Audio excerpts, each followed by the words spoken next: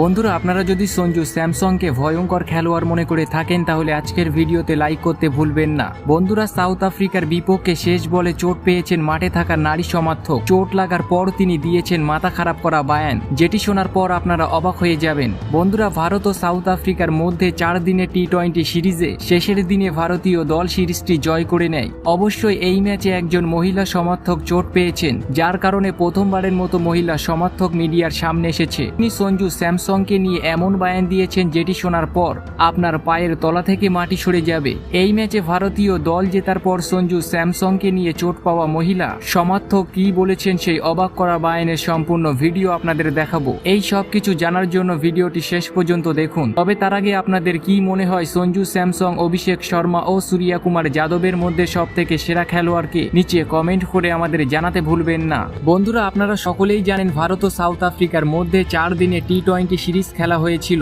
যেখানে শেষ টি-20 ম্যাচে ভারতীয় দল সিরিজটি জয় করে নেয়। এই সিরিজটি ভারতীয় দল সারা জীবন মনে রাখবে, কারণ একটি অন্য ধরনের ঘটনাকে সাক্ষী রেখে মনে রাখা যাবে। তৃতীয় টি-20 ম্যাচে পোকার কারণে ম্যাচ বন্ধ করতে হয়। চতুর্থ টি-20 ম্যাচে একজন মহিলা ভক্ত সমর্থক চোট পেয়েছেন। চোট পাওয়া মহিলা সমর্থক ম্যাচ শেষে মিডিয়ার সামনে এসে সঞ্জু স্যামসংকে নিয়ে অবাক করা বায়ান দিয়েছেন। তিনি সঞ্জু স্যামসংকে নিয়ে বলেছেন, আমি সেই মহিলা, আমার চোট লেগেছিল আর আমার চোট আপনারা সকলেই দেখতে পেয়েছেন। আমি ওই সময় অনেক কেঁদেছিলাম কারণ আমার চিন্তা হচ্ছিল, কিন্তু ডক্টর সবকিছু ঠিক করে দিয়েছে। অবশ্যই আমি বড় কোনো চোট পাইনি, এখন আমি ঠিক আছি। এই চোট সারাতে আমার কিছুটা সময় লাগবে। আমি ভারতীয় দলকে সাপোর্ট করার জন্য মাঠে খেলা দেখতে এসেছিলাম। আমি সঞ্জু স্যামসংকে অনেক বেশি সাপোর্ট করছিলাম, কিন্তু সঞ্জু স্যামসং এর ছক্কা মারা বল আমার চোটের কারণ হয়ে দাঁড়ায়। এখানে ওর কোনো দোষ নেই। সঞ্জু স্যামসং একজন ভালো মনের খেলোয়াড়। ম্যাচ শেষে তিনি আমার সঙ্গে দেখা করেছেন আর আমার চিকিৎসার জন্য মোটা অঙ্কের টাকা দিয়েছেন। তো বন্ধুরা আপনাদের কি মনে হয়, রোহিত শর্মার পর